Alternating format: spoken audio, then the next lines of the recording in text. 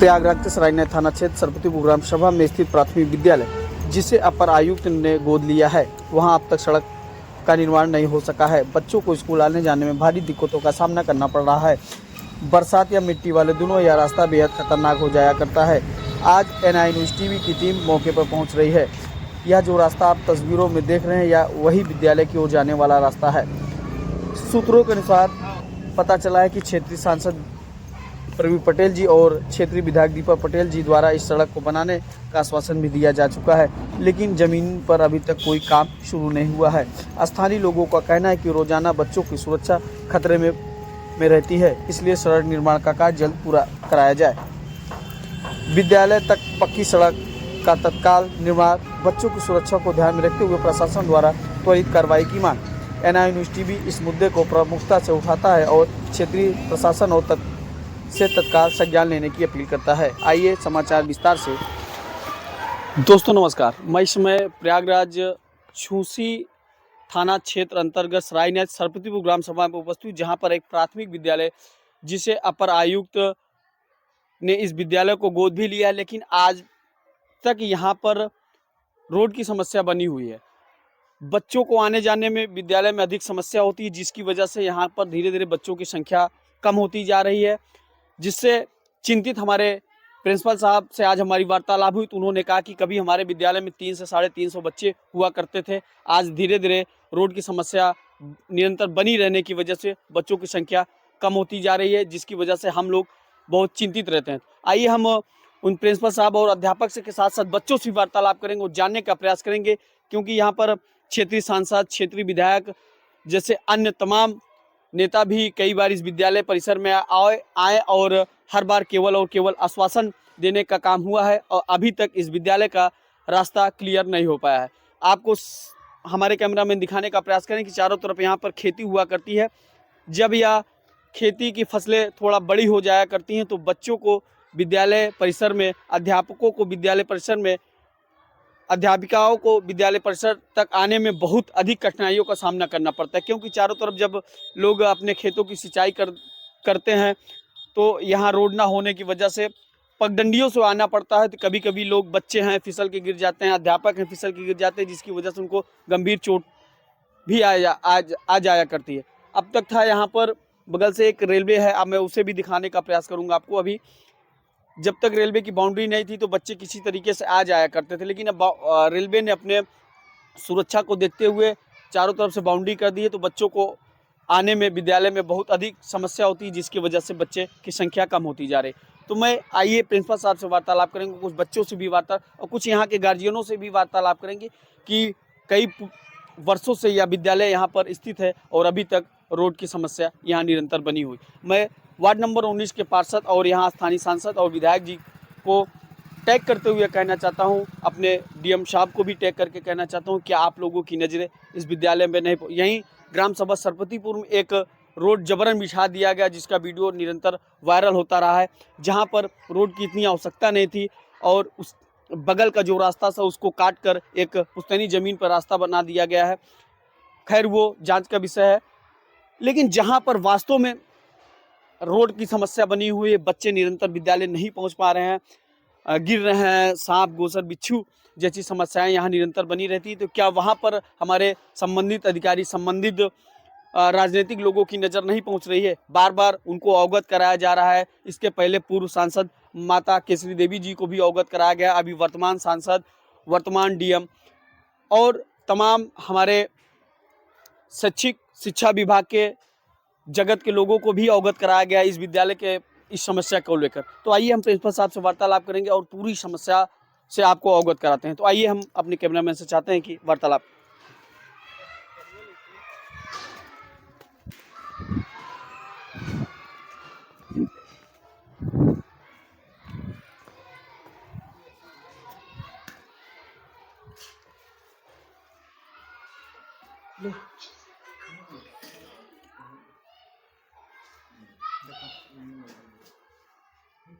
हाँ, आपको यहाँ पर एक नोटिस बोर्ड में, जहाँ पर हमारे वर्तमान सांसद जी इस समय आपको दिख रहे हैं, वर्तमान सांसद जी भी इस विद्यालय में आए हैं और उनको इस समस्या से अवगत कराया गया था, उन्होंने आश्वासन दिया था।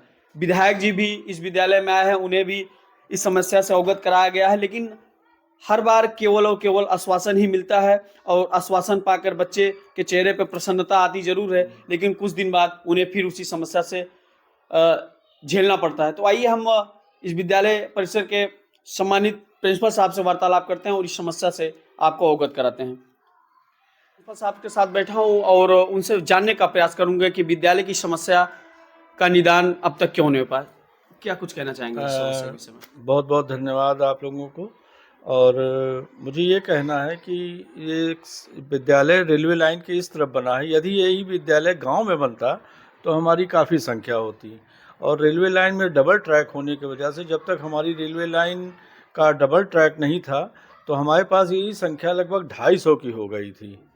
और गांव वाले भी काफ़ी उत्साहित थे, हम लोग भी काफ़ी उत्साहित थे, और काफ़ी बड़े अच्छे तरह से स्कूल हमारा चलता था, रन करता था। परंतु रेलवे लाइन पर ट्रैक हो जाने की वजह से और डबल ट्रैक की वजह से रेलवे लाइन पर रेलों का आवागमन बढ़ जाने की वजह से हम लोगों को विद्यालय तक सुगम मार्ग की जिन जिन ग्रामीणों ने स्कूल खुलते समय वादा किया होगा, उन लोग अपने ज़मीन के महंगे होने के या जो भी कारण हो उन लोगों ने इनकार कर दिया। तो हम लोगों ने काफ़ी प्रयास किया यहाँ के वर्तमान प्रधान माननीय लोगों की वजह से कि हम लोगों को रेलवे लाइन की तरफ से, रेलवे क्रॉसिंग की तरफ से कुछ रास्ता मिल जाए, पाँचे थोड़ा सा ही आने जाने का सुगम रास्ता हो जाए, परंतु लोगों ने देने से इनकार किया। इधर जीटी रोड की तरफ से भी ये सुनने में आया है कि यहाँ पर कोई पीवीआर के मालिक हैं, उन्होंने ये ज़मीन ले रखी है। तो उनसे भी हम लोग बात करने का, जब हम इस विद्यालय में आए तो उनसे भी हमने बात करने का प्रयास किया, उनके घर गए, बात करने का प्रयास किया। तो उनका ये कहना था कि मास्टर साहब, जब आपकी ये ज़मीन, हमारी कोई प्रोजेक्ट हम यहाँ पे लाएंगे तब आपको हम निकलने का रास्ता दे पाएंगे, जब तक हम प्रोजेक्ट नहीं ले आएंगे तब तक हम इस बारे में कुछ भी कह नहीं सकते हैं। वर्तमान समय में यहाँ चारों ओर खेती होती है और एक कच्चा रास्ता है जो कि आने मतलब बदलते वक्त में उसकी मेड़ बदल जाती है, वो हो जाती है। बरसात में यहाँ पानी और दिक्कतें हो जाती हैं, और सुगम मार्ग विद्यालय के लगभग 200 मीटर तक बच्चों को पैदल आना पड़ता है, जिसमें कि हमारे यहाँ आंगनवाड़ी भी चलती है, 2-2 सेंटर। बहुत ही ज़्यादा समस्या होती है और उसको हम लोग चाह करके भी नहीं कर पाते हैं। हमारा विद्यालय अपर आयुक्त महोदय ने गोद भी ले रखा था, और उसके बाद भी हम बड़ा इच्छुक थे कि इसकी सक्षम स्तर पर आवाज़ उठाने से कुछ हो जाएगा, लेकिन कुछ जगहों पर भूमधरी ज़मीन होने की वजह से हो सकता है कि हमारे अधिकारी लोग उसमें विवश हो जाते होंगे। लेकिन इसका एक समुचित समायोजित रास्ता निकालने के लिए इसी विद्यालय में यहाँ के पड़ोसी मुलायम जी की सौजन्य से माननीय सांसद जी का भी आगमन हुआ हमारे यहाँ, और सांसद जी ने भी कहा कि मास्टर साहब, इस रास्ते को देख करके या तो फिर हम लोग विद्यालय को उस तरफ या रास्ते के लिए कोई एक समायोजित प्रयास, सांसद जी ने भी प्रयास किया। हम लोग भी बीच में अभी भी कुछ दिन पहले मुलाकात हुई थी, सांसद जी के संज्ञान में ये मामला है, और उन्होंने इसमें कुछ अधिकारियों से ऊपर स्तर पर अपने पत्र आदि भेज रखा है, जिसकी कापी भी हम लोगों को मिल जाएगी। और माननीय विधायक दीपक जी भैया भी से भी बात हुई थी, तो वो भी हमारे विद्यालय आए थे और वहाँ से भी उन्होंने भी बात हुई थी, और हो जाएगा आने वाले। हम ये सकारात्मक सोचते हैं कि ये हम लोग तो मान लीजिए पुरुष हैं, लेकिन जो महिलाएं हैं और बच्चे हैं उनके लिए सुविधा होती है और उनकी समस्याएं जल्द दूर होंगी।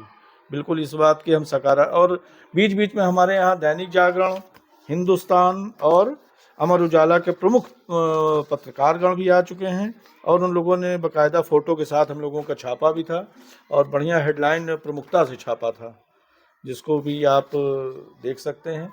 और ये अच्छी पहल आप कर रहे हैं कि इसको बढ़ाने का, यदि अगर ये रास्ता हमारा मिलता है तो हमारे बच्चों के लिए और हमारी छात्र संख्या के लिए बहुत अच्छा रहेगा। जैसा कि मास्टर साहब, अगर यदि ये रास्ता सुगम हो जाए तो क्या यहाँ बच्चों की संख्या पुनः बढ़ने की संभावना? बिल्कुल बढ़ जाएगी, क्योंकि हमारे बच्चों के लिए अभी भी आज की समय में भी भले ही कितने प्राइवेट स्कूल खुल जाएं, लेकिन हम ये मानते हैं कि हम लोग अभी भी बहुत सक्षम हैं, बहुत ऊर्जा से भरपूर हैं, और हम लोग पूरे समय से सरकार के साथ कदम से कदम मिलाते हुए, सरकार की योजनाएं भी बड़ी अच्छी आ गई हैं।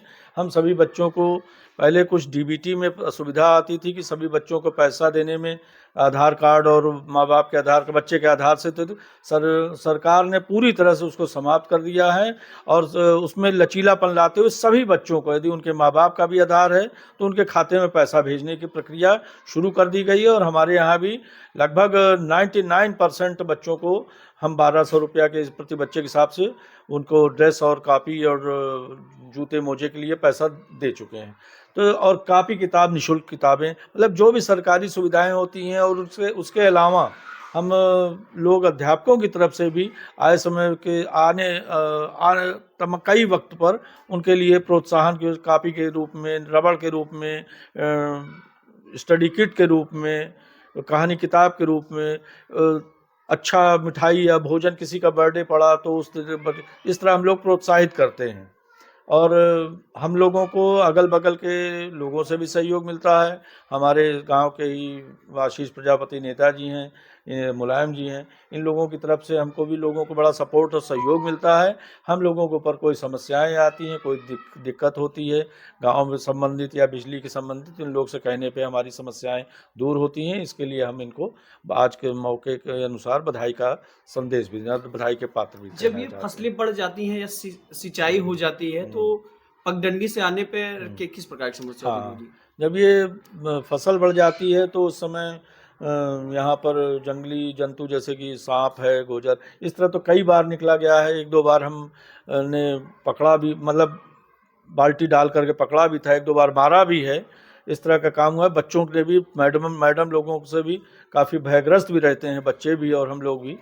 लेकिन ये चीज़ें तो हैं, सांप, गोजर, बीछी ये आते हैं यहाँ पर। तो मैं अपने चैनल के माध्यम से यहाँ संबंधित सभी राजनीतिक लोग और शिक्षा विभाग जगत के जुड़े लोगों से कहना चाहता हूँ, इस समस्या देखिए यहाँ जो अखबार की अभी देखिए इसमें साफ बताया जाए, स्कूल तक जाने का रास्ता नहीं, बच्चों ने बनाई दूरी।